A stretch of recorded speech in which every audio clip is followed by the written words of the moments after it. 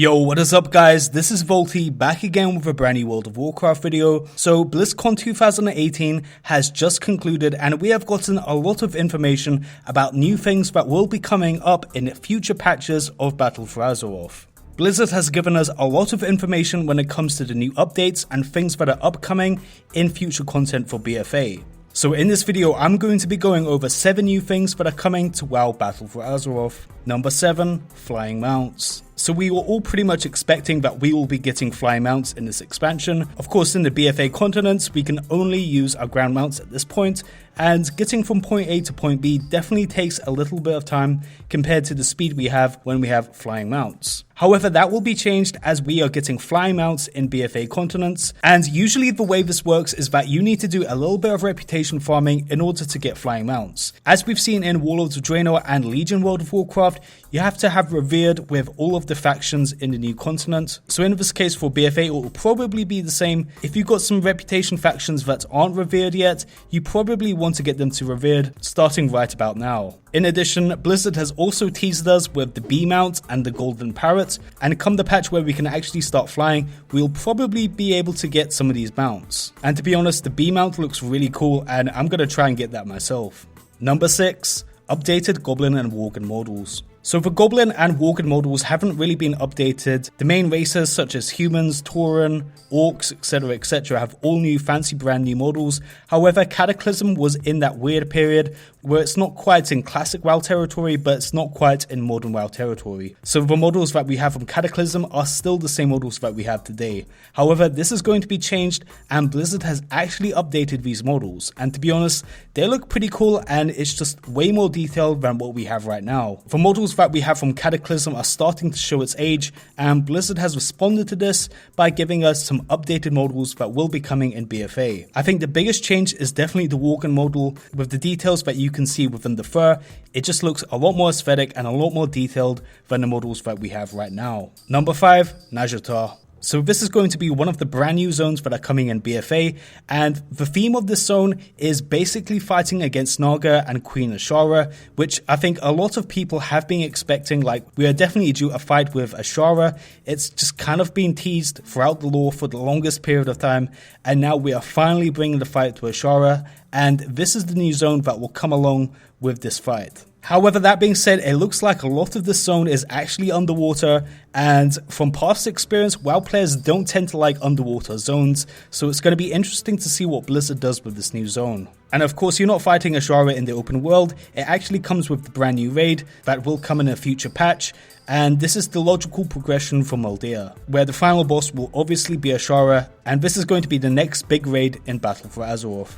Mecha. So this is a new zone that a lot of people didn't expect to come. This is going to be a gnome themed zone, is that it's basically a lost tribe of gnomes that are kind of like cyborgs. They look really freaking cool, and I honestly really hope that they become allied races. So yeah, this new zone is just going to have a lot of robots, a lot of gnomes, a lot of engineering and gimmicks and stuff, which I just absolutely love.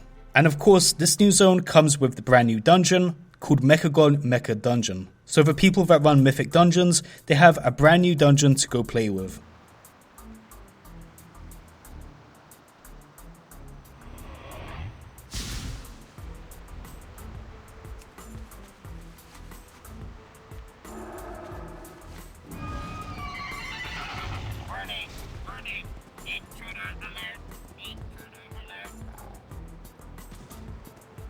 Warning.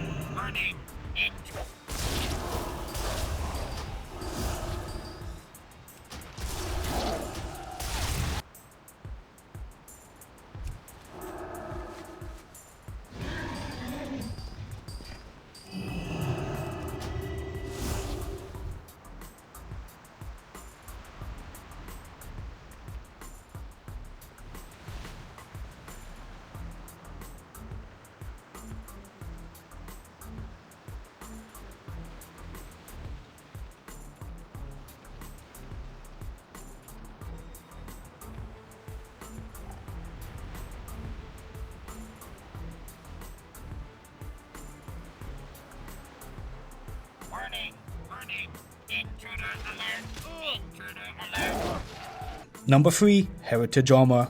So we're all pretty much familiar with the heritage armor sets that we've been given, and a lot of people really like collecting some of these armor sets as, for transmog reasons, they just look really cool. And the new heritage armor that we have with Gnomes and Tauren is no exception. The Tauren get a really nice heritage armor set.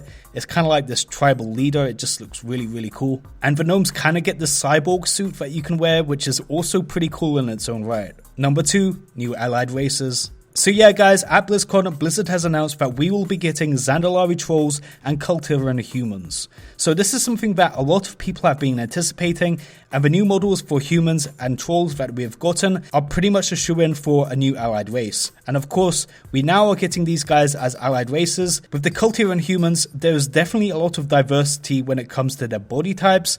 They just look very different from the humans that we have now. The humans that we have now are very uniform and homogeneous. However, the Kultiran humans can be really skinny or just really big and burly. The body types are very different, and it's pretty cool to look at.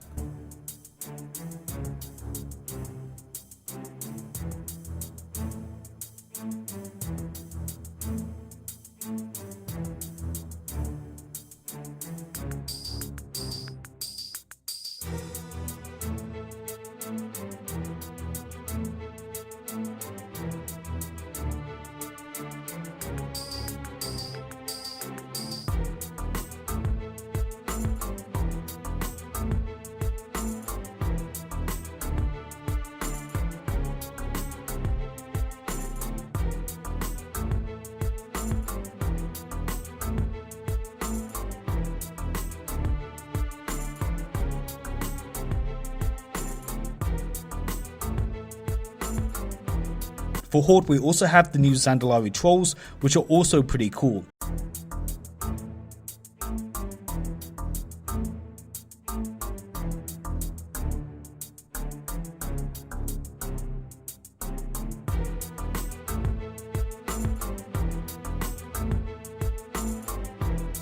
However, that being said, I do believe that we will be getting extra allied races in the future.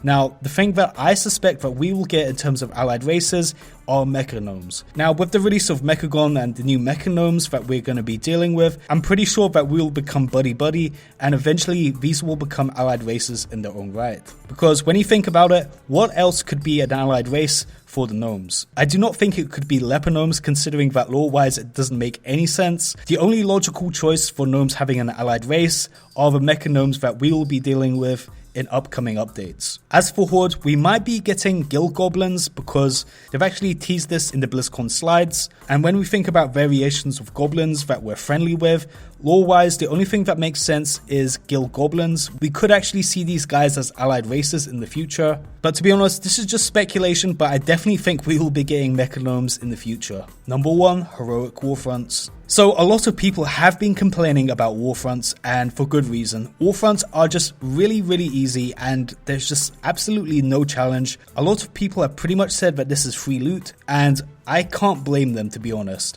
You could literally get into a warfront and you could just hide away in a tower, and after 30 minutes, you get high item level gear at the end. You really do not need to do anything to get the gear rewards from it. There's pretty much no way to lose a warfront, which is honestly a big shame considering that the concept for warfronts is pretty fun, and I can imagine that if there was some level of challenge, that it would actually be pretty enjoyable to do, rather than a chore. And I think Blizzard has kind of understood this, and they have announced that they will be heroic warfronts, which is obviously going to have a higher level of difficulty. Hopefully this level of difficulty will actually challenge us, as opposed to a chore to get some epic items at the end. I'm really excited for this because I do like the idea of warfronts, I just do not like the practical of it. The practical of warfronts is just that it's a complete face roll, you don't really need to think about it, and there's almost no way to lose a warfront. So the fact that they're increasing the difficulty by giving us the heroic option is something that I think is well needed. And of course, the heroic warfronts will give us better loot, and an interesting thing is that it's only 9 players, which is kind of an interesting choice, but that is what Blizzard has said. It will only be 9 players for the heroic version of warfronts. I'm not quite sure the reasoning why that is. Maybe that's the reason why it's harder. Which one of these features are you most looking forward to in Battle for Azeroth? Please leave that down in the comments below. Well, with that being said, I hope you guys have enjoyed this video. If you enjoyed the video, please leave a like down below and subscribe. This is vaulty, signing out.